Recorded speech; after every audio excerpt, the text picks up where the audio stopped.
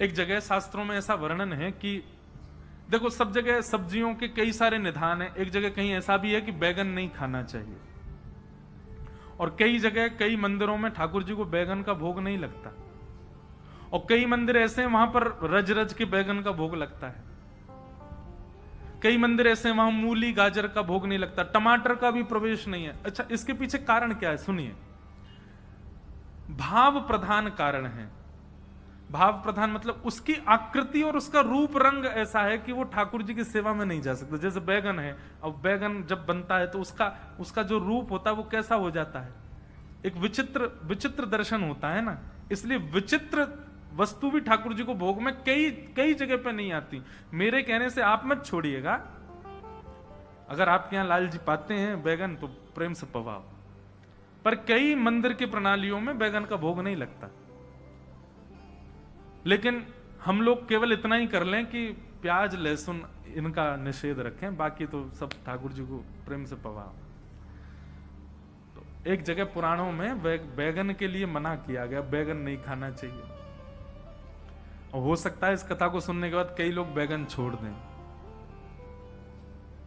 उसमें पुराण में ऐसा भी वर्णन है कि यदि बैगन खाने के 27 दिन के अंदर हमारी मृत्यु हो गई तो वैकुंठ की प्राप्ति नहीं होती।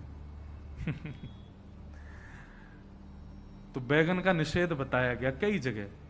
पर सुनो एक बात और, मैं भी प्रेम से पा लेता हूं, कोई दिक्कत नहीं।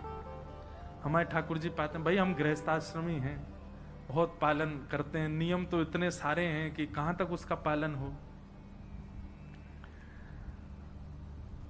तो एक व्यास जी कथा में बोल रहे थे बैगन नहीं बनाना चाहिए, बैगन के लिए शास्त्रों में मना है।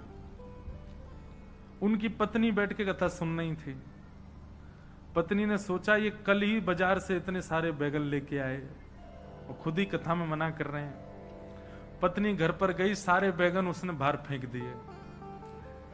पतिदेव बैठे, बोले कि लाओ प्रसाद लाओ। पत्नी लाई दूसरी सब्जी, बोले बैगन क्यों नहीं बनाए तुमने? बोले आप ही तो कथा में मना कर रहे थे। तो व्यास जी बोले चौकी पे कही गई बातों को चौका बर्तन में मत लाओ ना, वो चौकी तक ही रहने दो। व्यासपीठ पर जो कहा वहीं तक ही रहने दो, उसको अब जीवन में क्यों लागू कर रहे हो? ये पाखंड है। हमने इसीलिए पहले ही बोल दिया कि हम पा लेते, ताकि कल को हम पाए तो कोई और नहीं कहे ये तो मना कर रहे थे कल।